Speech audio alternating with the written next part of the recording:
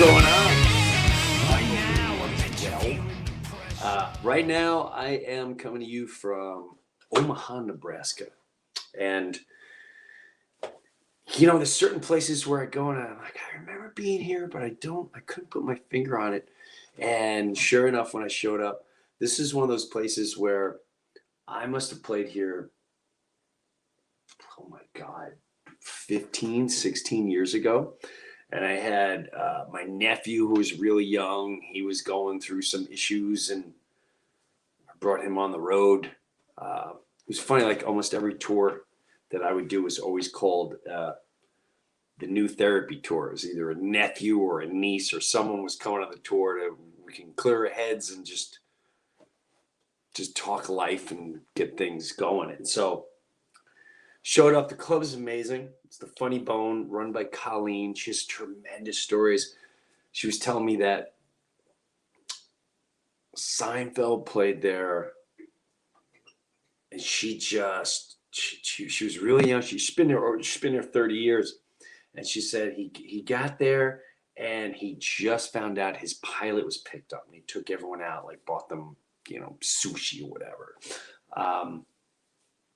But yeah, it's cold here.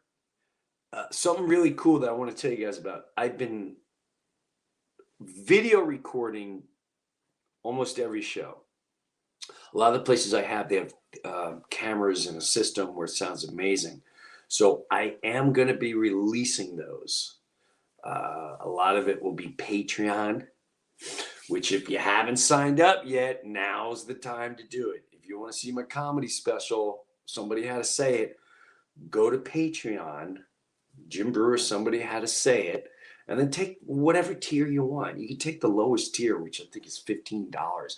And for the $15, November 23rd, the special is downloadable. It's available to everyone on Patreon. You download it, then you can listen to all the podcasts, watch videos. Probably by then I'd have a concert or two. I think, we're going to have the special, and then there's also going to be tiers where you can have each night unedited. So you can see the first night I filmed and the second night I filmed, and then you get the final product as well. So, yeah. And then when December hits, you go, boom, bailed. I got all my stuff. I'm done. Or you stay. That's going to be entirely up to you. And as we stay, like I said, we're going to have multiple podcasts, almost like all different series on here. I'm going to be airing a lot of comedy clips, comedy concerts that I'm filming on the road, and audio. And this week, I want to, it was last night, the first show. It's a Friday night, it's the first show. And right in the front row, there's a couple, probably, I'm going to go out on a limb and say about 40, maybe late 30s. And I apologize if they're listening, like, I can't believe he said, what? Yeah, oh my God. And we really looked at, and they are full blown, sucking face hard. So it's a four top, and they're sitting with another couple, and they're in the front row. Spotlights on them, everything, and I'm talking, I mean, handy, like when you make out, you're 17 years old. You're like 17 years old, and you're in the car, and you just sucking face, like this is the end of the world. I'm sucking on the neck. That's what these two are doing in the front row. So thank God I recorded it. I just addressed them for probably 7 to 10 minutes, and I gotta let you listen to it. Fucking face! When's the last time you saw face? You two are not married, you just met. Who sits in the front like this?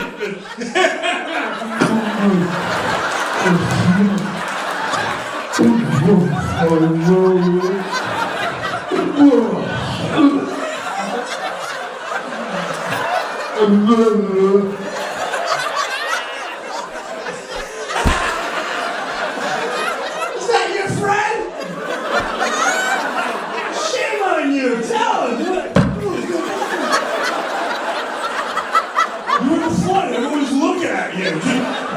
Good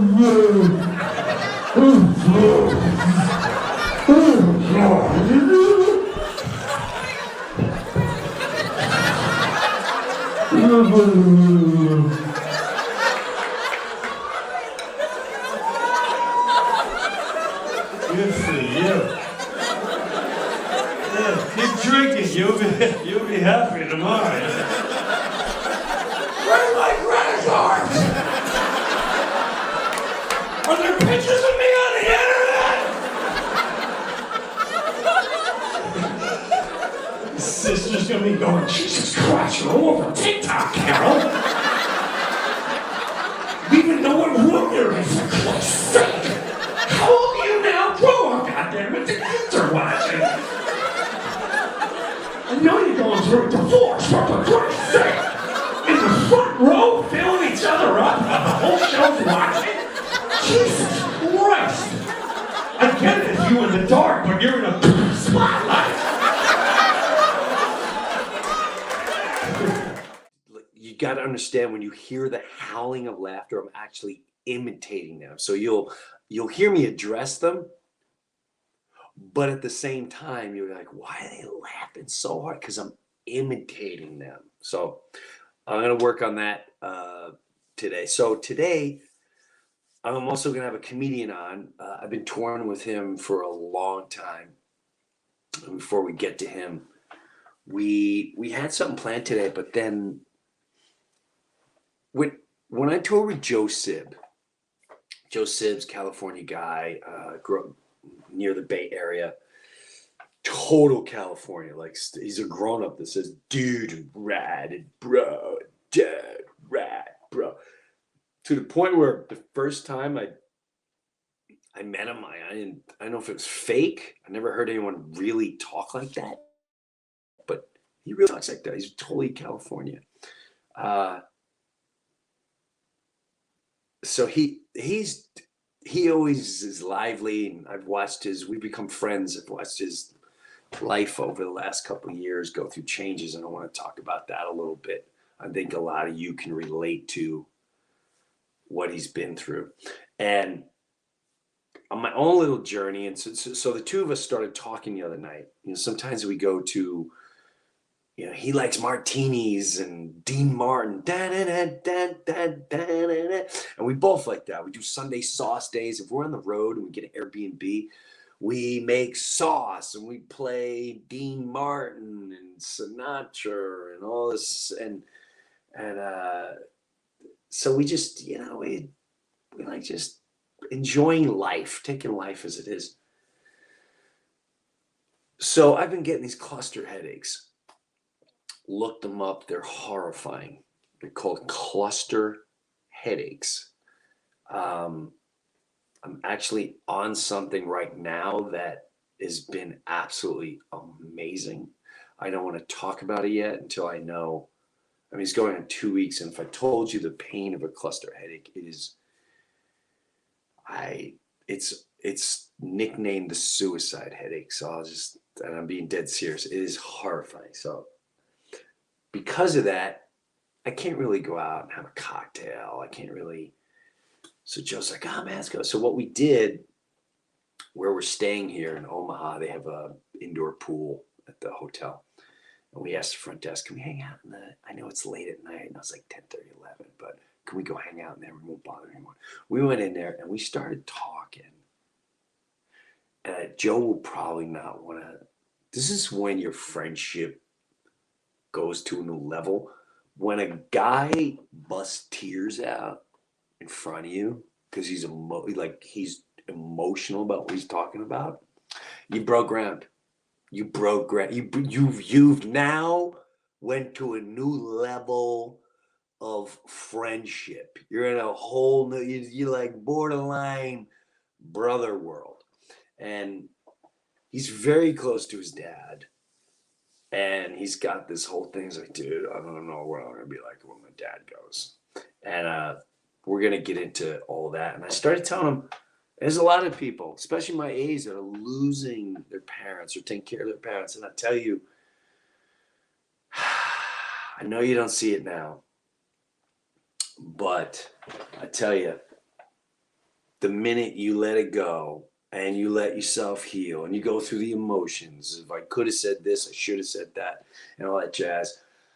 The other, my dad and my mom were completely different. My my dad was just like a puppy and it doesn't say it more. My mom was extremely animated, and it took a while. And the other night was one of the first nights right before I came out here. I started listening to New York by Sinatra, and she loved Sinatra.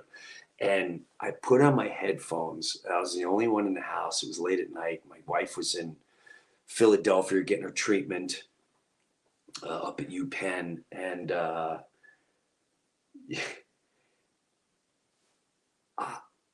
I just visualized my mom singing that song. She's had 2 gin martinis, and she starts, and if you can, look out, Jim, we're gonna start kicking, make it there, boom, it's up to you. And I started laughing so hard because I can feel her, I can see her, and I also started crying.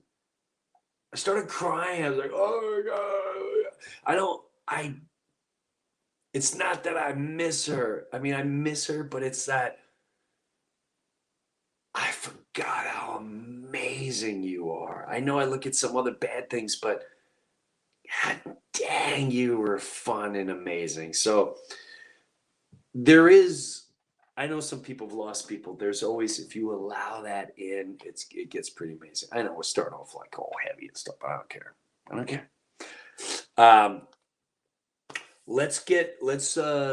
Also, I don't know if Mike, can I talk to you a second? Yo, what's up, man? What's happening? How you doing? Now I know you've been helping me big time with the site and dates. I'm going to ask you something. What's up? My website, the guy it's a disaster. And what I mean by that is people telling me like, hey, I keep trying to hit breakfast with Brew. And the guy that set up I've asked him 100 times, can you just take that down? Can you wash that out? And maybe we put the Patreon right there, join now with somebody had to say it. And we put the podcast, we just clean it up. Are you able to do something like that? I'll even, Absolutely. I can get right on that. Yeah. Dude, we'll get into that one. So that would, like, when you go on my site, you see the tour and blah, blah, blah. But the first thing you see is breakfast with Brew. It doesn't exist. So the merchandise, it doesn't exist because it was a complete, that merchandise situations. Oh my God, this guy. But that would be huge. I think we should be up there. As soon as we get on there, we see the Breuniverse, and then we should also see the special countdown to the special. Click here for Patreon and just get rid of everything else. It's just touring and this. I like it. Dude, yeah. I love you, Mike. This is why you're a beast. There he is, the Mike, man. Thanks, man. You had a good week? Yeah, man. Yeah, pretty damn good. Cleaning up last week's episode. That's up on Spotify, and then go listen to that. It's all good. Other than that, yeah, great, man. I know you got a show last night? We had two shows. I had 2 shows last night, and 2 completely different sets. The first set was more recent stuff I'm working on, and it's more recent stuff. And then the second set was completely different direction, super high energy. I recorded both, but I know you were listening in the beginning when I said, and I don't know if it's possible, if I can send you last night's set for the first show. And it's just, I think it's literally in the first couple minutes. I'll find it and I'll write down where it is. And it's these people are sucking face, like hard. And I got it all recorded. And I think it'd be cool to put it on here, just those couple minutes. I don't know if we're capable of doing that. Yeah, man. After the show, send it over, and I'll even do like a zoom in on it too to like really like put them out there, you know? Awesome. All right. Very cool. Cool, Let's man. let's dip into Joe Sib. You got it, man. Later. He always brings a whole different energy. What's up, Joe? Dude, the intro, like now everyone's like, we're going to hear the guy cry. Like we go right into me crying. I've never had an intro like that. This is my bro. He sits by the pool and cries. I mean, what direction? I mean, come on. If I was listening to this, I would just be like, oh boy, here we go. Like you couldn't talk about my stand-up or my music. You just had to go right to, yeah, I was hanging with him in Omaha and he just started crying. Like, I mean, come on. Dude, we've done so many great things together. You couldn't mention Metallica, maybe just something, you just go right to the most vulnerable moment I have with you. And you just go, yeah. So, hey, today he's a comedian, but we're not going to talk about that. He cries. He cries a lot. He's scared to lose his daddy, and he's. I'm sitting here just going, only you, Brewer. Only. Sorry. Hey, I tried. Oh. If you notice too, that night I tried because I started talking about my mom and dad. I was trying to, but you let go a little harder, so I'm like, I ain't letting go as hard as him. Yeah. I held my cards a little closer. I was just here for a second and pretend like, it's like stuffy in this pool area. Yeah. Chlorine's murder. No, because you know what? All kidding aside, for your listeners, you know my dad. I mean, the reason I got the gig to open for you is because of my dad. It's not even because of me. Tell everyone. So this is how me and Joe Sib started working together. Now, I met Joe. Like I was promoting. So I think I was promoting an album. I don't know what I was promoting. And you came out. It was when the metal record came out. Oh, okay. I said, yeah, that's right. I said, I'm promoting this metal record, Songs in the Garage. Yep. And you're like, dude, I'm a big fan and blah, blah, blah. And I said, oh, thank you. You were super kind. Like, dude, this is our record label. Here's some records, blah, blah, blah.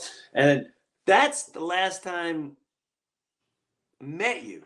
Well, and then, the thing was because you remember my old roommate and bandmate, Chris Shiflett from the Foo Fighters, he was interviewing you, and he called me and he said, bro, because, I was doing stand up and I was about, I don't know, maybe 6 years in, and I was at that point where, when he called me, he said, hey, I'm interviewing Jim Brewer today. You got to come by. And, it just happened to be that he was going to interview him at Side One Dummy. You remember it was in LA for you. So he used my studio. And he said, I'll introduce you. And then you and I met that day. And at that point, you had your publicist, Amy. And, you were like, hey, dude, nice to meet you, but, stay in touch with Amy. And then I fully basically for all comics listening, this is true. I would go on Jim's site and I would see he's in Chicago, he's in Florida. And I would just send an email to his publicist, Amy.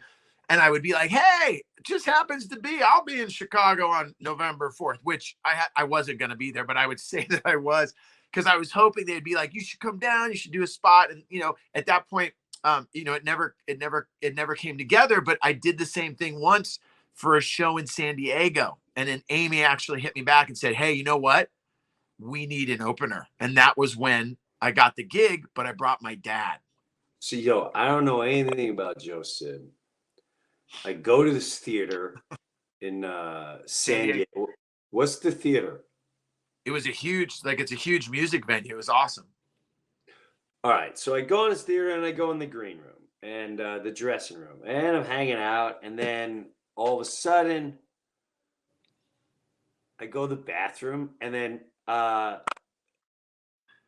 let you go ahead. You give your version. I'll give you my version. Well, my thing was this, is that, I took my dad to the show, and I was living in LA at the time, and I came down. I said, I called my dad. Hey man, I'm opening for Brewer. He knew who you were. He's like, oh, awesome. I go, Dad, come with me. He's like, great. So we went and had dinner together. My dad was super excited because it was a theater show. It wasn't just a comedy club show. It was a big deal, big theater. So my dad was like, wow, this is great. Something like that. It's a great moment because, instead of just sitting him in a seat, in some random comedy club. It's like there was a backstage. Yeah. Gave me the room, but the best part was I said, Dad, wait here. I'll be right back. And I had to go upstairs. And when I came back, now my dad is in Jim's dressing room. Not only is he in there, he's made a sandwich. He's got a cup of coffee and he's just eating the sandwich and it's just flying onto Jim's shirt. They're talking about the Mets. They're just going deep. And I'm just looking, I've never even met Jim. And I'm like, oh boy, okay, cool. This is done. And Jim's just hanging out, holding court with my dad. And it was just like right there. I was like, wow, check this out. So for me, I had my dad my whole life. So now Joe doesn't know it. But the fact that he brought his father, I already didn't need to see his set. Yeah, there you go. Yeah, there he is. I didn't even need to see his set. All Joe had to do to get invited again was not have anything thrown at him or not have people walk out or not people go, don't ever use that human being again. Because I already knew morally what kind of young comic shows up with his father. And when I say young, he hasn't been around for a while. So I'm in my dressing room and this guy goes, hey, how you doing? I went, good. And he goes, oh boy, they got snack. I said, come on in. He goes, oh, I said, make a sandwich. He goes, oh no. I said, make a sandwich. He's like, yeah, I'd really like to make a sandwich. This is really, I said, would you like some coffee? Oh, wow, there's a coffee maker. This is really special. I said, we just like, oh, my son's, doing the show. Oh, wow, you must be excited. And we're just talking. I said, so are you a Padres fan? He's like, I didn't grow up a Padres fan, but living here. And I started talking about the Mets and all this other jazz. And I saw Joe come in the doorway and I saw his eyes like this. Yeah, totally. Joe goes, Dad, come on, we got this. And he's going, no, I'm talking to Jim here. Have you met Jim? That's what he says to me. He introduces me to you. Hey, let me introduce you to my friend Jim. You're opening for him. Thanks, Dad. And I instantly knew, like, oh my God, this is good. This is great. So that's how our friendship started. That's how the touring has started. That's how it all started with Joe Sib. And I have to say, it's been a pretty amazing journey. You've been there for me as a business guy, and you've also been there for me as a friend. And it's been a pleasure. And I know, like the other day, like Joe went, there's two things that really fascinated me the other night. I don't know if you're open for it. The first one was, now Joe, just like a lot of people, are going through or went through an emotional thing in his life, right? Like we all do. I'm going through stuff now. Joe's going through this, but he also has like this, there's a lot of new things in his life. He has this calm. And you kind of took me back the other day because you mentioned, bro, Al-Anon saved my life. Oh, totally. And you never mentioned that to me. You never brought that. I had no clue you would even go to that. And the reason why I find that fascinating is I'll wait to see what you have to say, and I'm going to tell you about something about that I'm sure nobody knows about. But go ahead. Yeah, I mean, first of all, Jim, I got to say, like, just when you said, we've been, we've gone through a lot, and I would say this, I do have to say, like, when I started opening for you, it definitely was. I'm opening for Jim Brewer, the comedian. And then over the last, over the years when we became friends, and, you know how it is, you open for people and, you just see them maybe that time and then that's it, but you're still friendly, but with you though, it went from opening, and the opening for you was awesome because, it's fun. it's a huge opportunity as a comic, but then the friendship part just kind of overshadowed the opening, like I like even now, when we go on the road together, I'm more excited to have the dinner before the show. I just want to catch up, like the stuff at the club's awesome and we're performing and we're doing what we, I love it. I love being on stage, but the fun part is the hang, and talking about things and, just you turning me on to different things and different spirituality type of things. Like, whoa, man, I never knew that you were into that, or, you turning me on to different things that way. But the Al-Anon thing, the reason we started talking about Al-Anon was, just in short, without, going down the darkness or whatever. I don't want to make people sad, but, went through a divorce and, I was in a place where I just didn't really have a group. It was during a pandemic. I didn't really have anywhere to turn to talk to other men about going through something like that. And the elements that were involved with it were elements that I didn't really know where to turn to ask for questions and get answers and kind of pull together a toolbox of new tools so that I could get through this difficult time, man. Like it was, and anyone that's gone through a divorce, it's a nightmare. There's no, anyone that says like you're going to go through it and, oh, hey, what's up, best friends? See you later. Like, it's difficult. What? Get all that? We all know it's hard and all that. How do you end up there? Like, how do you end up? I'll tell you. How does one end up there? That's just a friend. You know what ended up happening was a buddy of mine that was in the program, basically, because what I thought Al-Anon was for. Because I remember my buddy said, hey man, you know what, with your circumstance and the factors that are involved with what you're dealing with right now, why don't you come to Al-Anon? Why don't you do an Al-Anon meeting? And the first thing I said was, I'm like, well, dude, I drink. And he's like, dude, it's not. I just assumed Al-Anon and AA were the same thing. Right. Al-Anon is a support group for people that have anyone in their life, whether it's an uncle, a mother, a brother, a father, a wife, a son, a daughter that has any kind of substance abuse.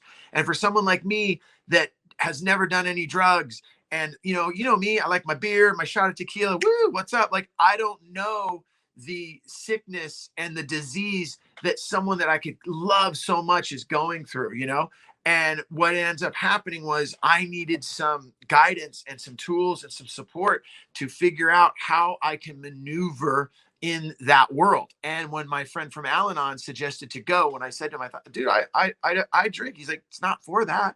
It's for you to learn how to get the tools to go through that.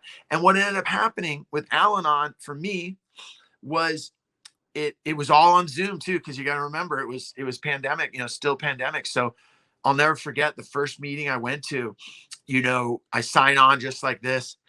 And I was in such a place where I just didn't have anywhere to really turn to discuss. And Jim, it was one of the most emotional moments I ever had in my life, because all of a sudden, a screen of Zoom, it's like 95, 100 people, and it's all these men's faces, and you see everyone's face. You've done those live Zoom, how we do comedy in front of Zoom, you see all the faces. Yeah. So I'm sitting there and it's just all these men, because the meeting I go to, and it's an all men group.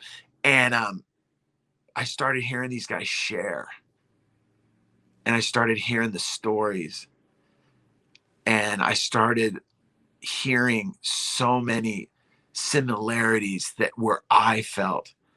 And I just sat and just listened, and I saw all of these faces and these men, and I started to cry. God, hear it now, I'm telling you, I'm crying. So I started to cry because it oh, very. Yeah, look at this guy. I saw this guy over in Metallica. He's freaking crying. I thought Brew was gonna be like funny the whole time. Stop. The next time I'm opening for you. Stuff, fairies. Yeah. The next time I open for you, I'll be in some city with you, walking through the crowd. Hey, you gonna start crying? What's up, cry baby? No, but what it was for me was the similarities in so many people's experiences and what they were going through, and to hear other people sharing it, I just felt like such a relief. And it just all came out of me. And it really made me realize why why this program, why Al-Anon works, and why it is there, and what it is so helpful for. And as I began to come to more and more meetings, and as I worked myself up to share in front of the group for the first time, I felt such a presence. And even though it was, virtual and we were on the internet together, I just felt this presence from these men, and they were all different ages. There was young guys, there was older guys. And what I really loved about it too, Jim, was,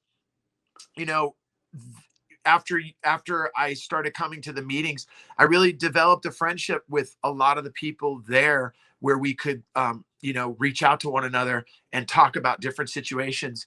And, having that ability to share, because as a guy, I was just, I was not raised, but just as a dude, I just pushed that stuff down. Like, I'm not going to talk about it, or I'll make a joke about it. And finally, just to go, you know what, man, I'm not going to be that guy. I got to talk about this stuff, because it's messing with me mentally. It's making me not want to get out of bed. It's just, all that stuff. And to share that with other people. And all of a sudden you're talking to a friend, you're talking to a person. They're like, yeah, man, I went through the same thing. This is what you're going through. And then also to start working the steps. That was a real, game changer. So let me slow it down for me. Cause I process things slower. My sister went to that. Yeah. My sister, she struggled her whole life. God rest her soul. And her whole life, I didn't really know her except for when she was younger. And then she struggled with, booze and whatever she struggled with. She struggled with a very long time. And I knew there was unsolved issues with every time she'd get together with my mom, it would end in a disaster, and drinking and screaming and crying. It was always chaos and loud, just breaking each other down. Like, oh my God, what's the matter with you two? You guys are psycho together. And then she was diagnosed with, basically they said, you're done.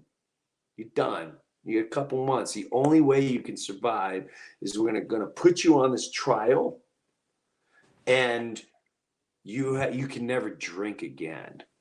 You can't drink or do whatever you're doing ever again. You're dead, and it's official. Here's the chart. You're done.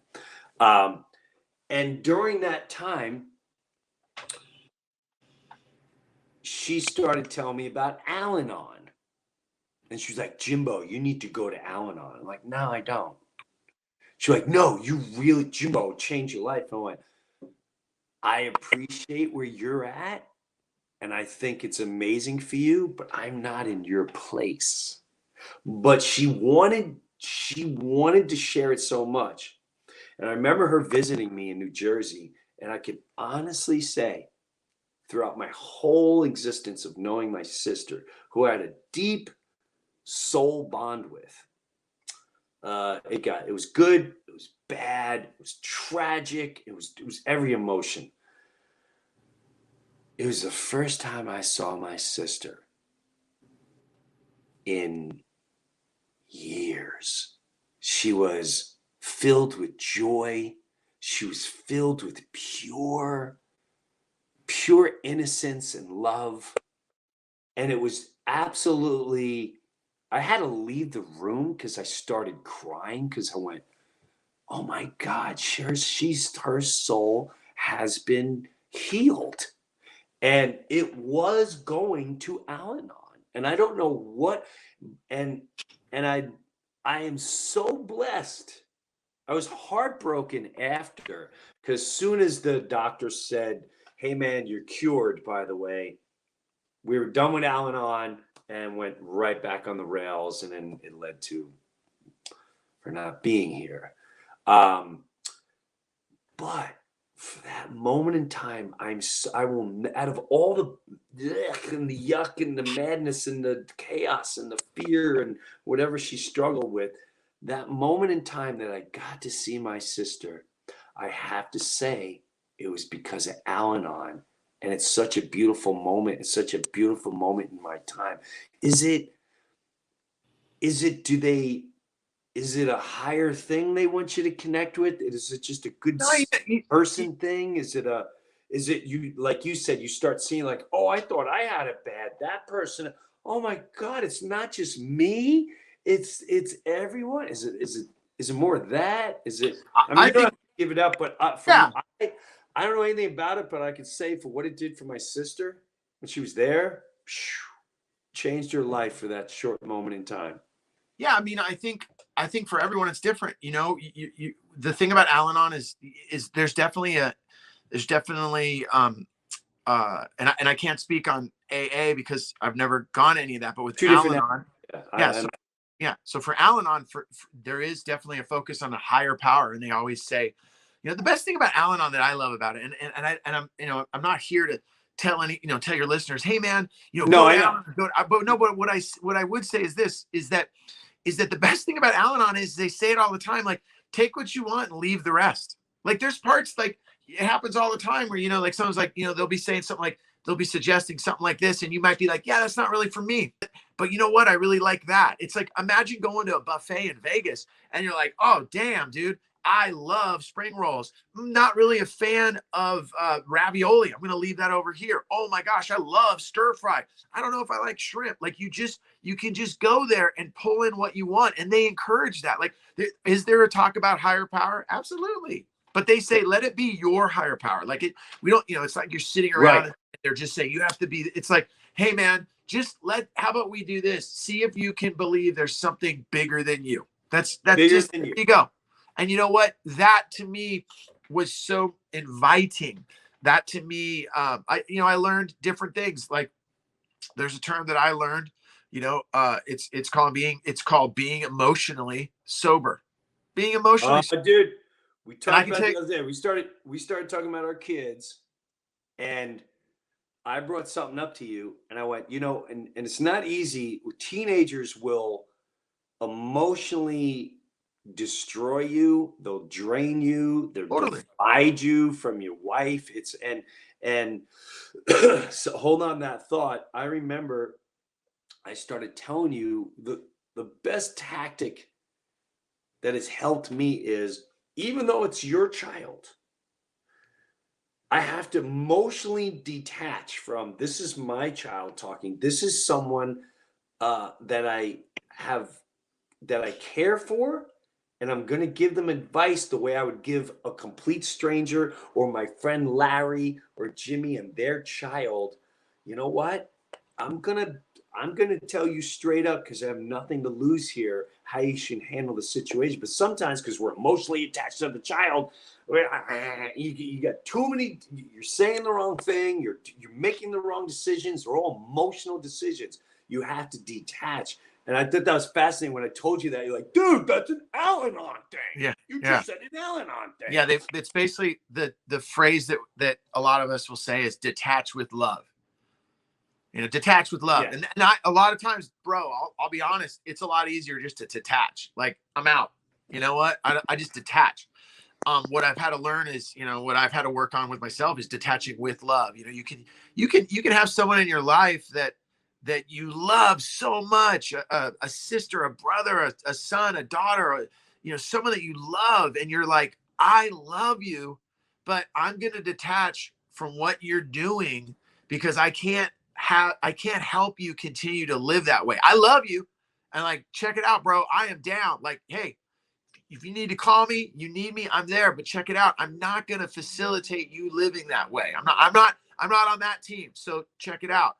I'm going to, I'm detaching with love. I mean, you don't literally say you're detaching with love, but there's a way to tell someone, hey man, I love you so much, but I'm going to step back for a second. You do your thing, and I'm here if you need me. You can do that. And that's like right there what I just said.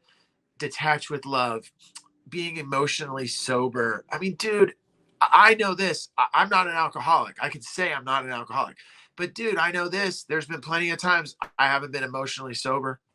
You get upset, you go off the rails, you say that, we all had those moments. And what I've realized, now is that those characteristics and those things that you do and say, those are all learned behaviors. And you know, go into a place like Al-Anon makes you go, oh, wow. You know, I've never really opened up. Like I always say, a toolbox. Like we're all born and we have our tools, you know, like, oh, okay, this is the way I think about this. Okay, that's the way I think about that. So now all I would say for me personally, and what Al-Anon I loved about being a part of it is it's allowed me to learn and gain different tools to be a better person. And all I want to do, dude, is just keep my side of the street clean. That's it. That's all I can do. Well, and again, I don't want everyone to think this was like, hey, clearly they're promoted by, I'm not promoted by, I'm not getting paid by anyone.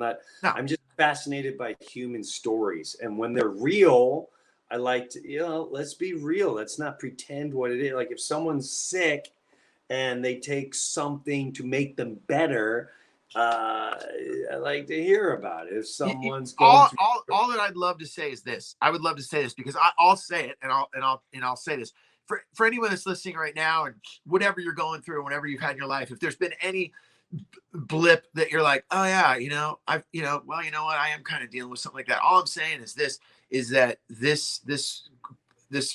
program, Al-Anon, its program sounds so, I just don't even like the word, but just the word, you know, Al-Anon, that meeting with these people and sitting around there, and it really allowed me to get through a time that I thought I wouldn't get through. We've all been there.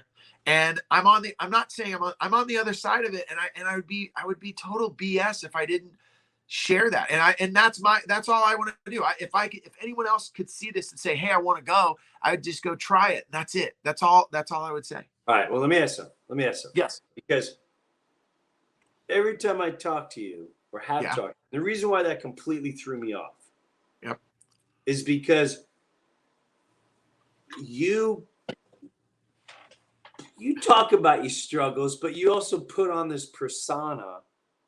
You're like, oh, dude, yeah, everything, yeah, I'm surfing. Dude, your life's good. I'm going here. I meet my dad, bro. I see my dad every day, bro. That life is, bro. I come over there. He does this thing, blah, blah, blah. So to go from that to, yeah, man, this is how you said it the other night. You were like this. You're like all serious. You're like, Al-Anon saved my life, man. And I went, what? You went, yeah. Now, I don't want to keep talking about Al-Anon. What I want to say is, where were you emotionally? Like, were you in a dark place? Because you went from, I know you went through what you went through. Uh-huh. You get kids, and all of a sudden you were, not that you were, you felt like, I have to do this. This had to be done for everyone's life to be healthy.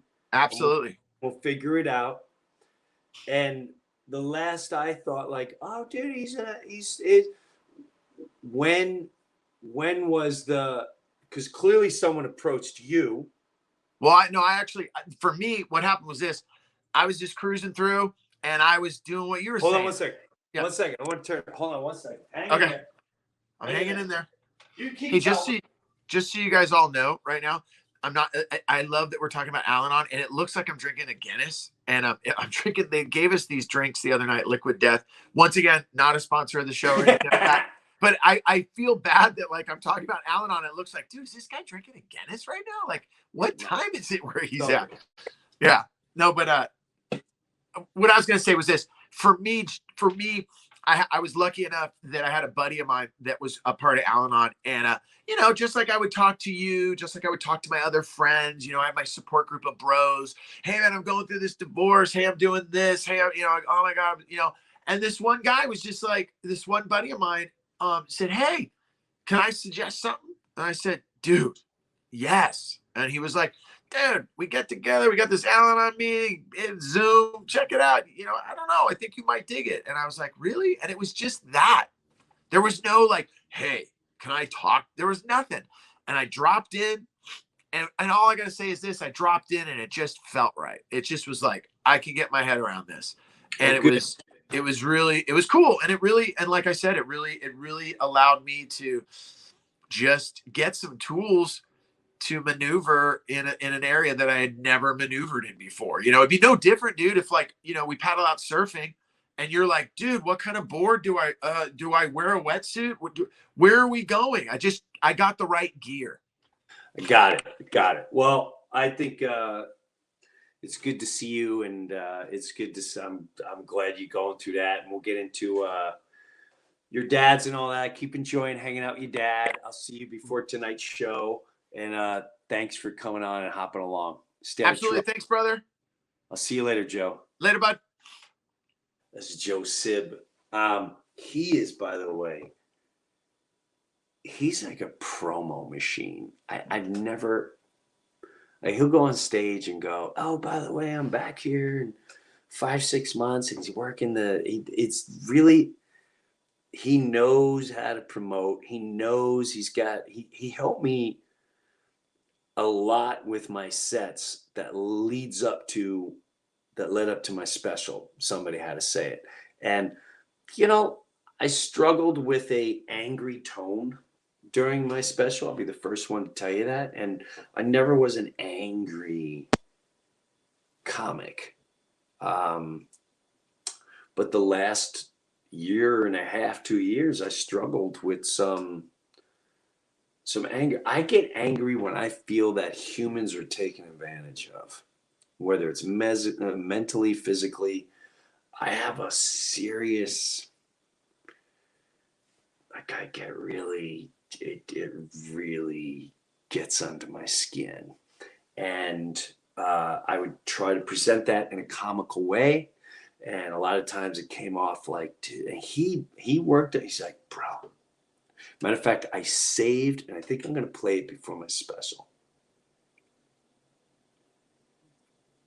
I shouldn't say it because it's left for a surprise, but Joe would often be like, bro, what you're saying is powerful. It's really funny. Just give them that Jim Brewer love that they're in love with, that the smile, the happiness, and because he's not a confrontational guy. He's not a confrontational guy. He definitely tries to avoid conflict. Where I don't enjoy conflict, but if I feel like I'm in the right, I'm like, all right, I'm up for a discussion. So yeah, it's interesting. Joe's a very good guy. I'm very blessed he's come along, and that we end up doing Metallica together. And even that is like, I was touring with him and I loved the friendship element. When I tour with people, I have to know they're not chasing girls. They're not chasing drugs. They're not maniacs. I like them. They have to be clean. They don't have to be squeaky clean, but just set a tone. I don't want someone going up before me and going, when you do this, you're like, oh my God. And funny is funny. But for what I'm gonna put out there, I try to set a tone. And he's done a tremendous job. So, and if you're gonna start seeing him, go check out Joe Sib. Look at his Instagram and his Facebook and all that jazz. So what I'm gonna leave you guys with, my little Brewer nugget for you. And I say this on stage. One of the things that keeps Joe going, he tells these tremendous tales of him hanging out with his father. I wanted to get a little more into that, but we end up going in that direction. It's fine. Someone needed to hear that stuff.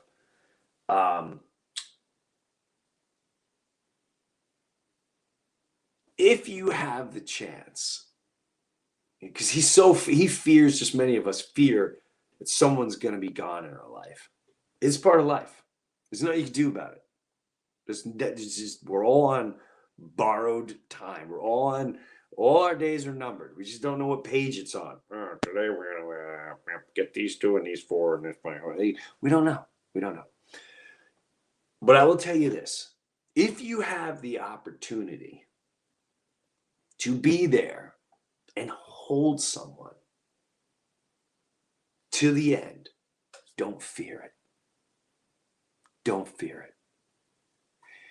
It's the most, it's so powerful. It's peaceful. It's emotional. It's such a human experience. And I know a lot of us don't get that. A lot of us just get the phone call. But if you have that opportunity, I'm begging you to take it on, because there's nothing, no school can ever teach you that. No science can ever define it to the point where emotion is from the soul. We're humans, spirit, touch, thought process, hug. Science is numbers and thing. In fact, it's soulless. It just gives facts and figures, and people pay for those facts. Here, go find some facts and go, man. It to hold someone is so powerful. And I had my dad. I was like, oh, you bastard, you try to sneak out of here without me. And I hold him that last breath. The gut wrenching of, but it's such a, I sleep good at night. I sleep good at night knowing I had the opportunity and I went for it. And I'm telling you, don't be scared of it if you have that opportunity. This was kind of a heavy one. So you got to get used to, hey, we're going to get heavy once in a while. I'm not always going to be, if you want to see the funny side, come see me live. You know, that's for the stage. That's for the stage. We become friends. We get to know each other because this is the more personal element of it all. Thank you for listening. Thank you for watching. What you can do for me is check out the Patreon page. The lowest tier is $15. And like I said, you get multiple podcasts. You get concerts, audio shows. I'm going to be putting on at least once a month. Only the Patreon get to see raw, uncut, the first show, the second show, and just like I said, the audio from this. So, and then for 1 month, you download the special and you can bail. If you want to stay, you stay. You want to join higher tiers, you join higher tiers.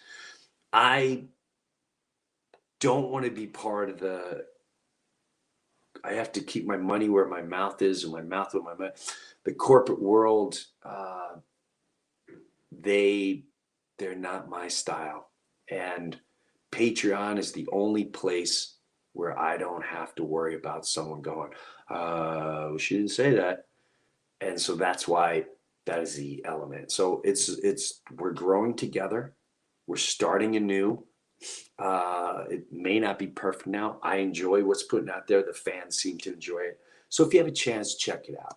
Otherwise, I thank you for your time, and thanks for being there, and we'll catch up soon.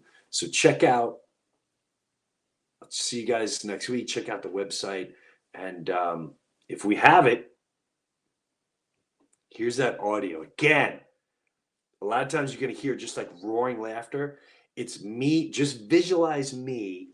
Like first I'm doing this. And then I turn. I'm doing the hands. And I totally just keep bringing it to a whole new level. So that's why you probably hear the crowd laughing. So enjoy. This was just a raw moment that I captured here in Omaha, Nebraska. And I wish you all nothing but love and laughter. And I'm glad you joined the Breuniverse today. Until next week when I see you back in this Breuniverse, safe journeys, baby. Have a good one. Take a look around and what do you see? Lock the day down tonight, we'll make it history.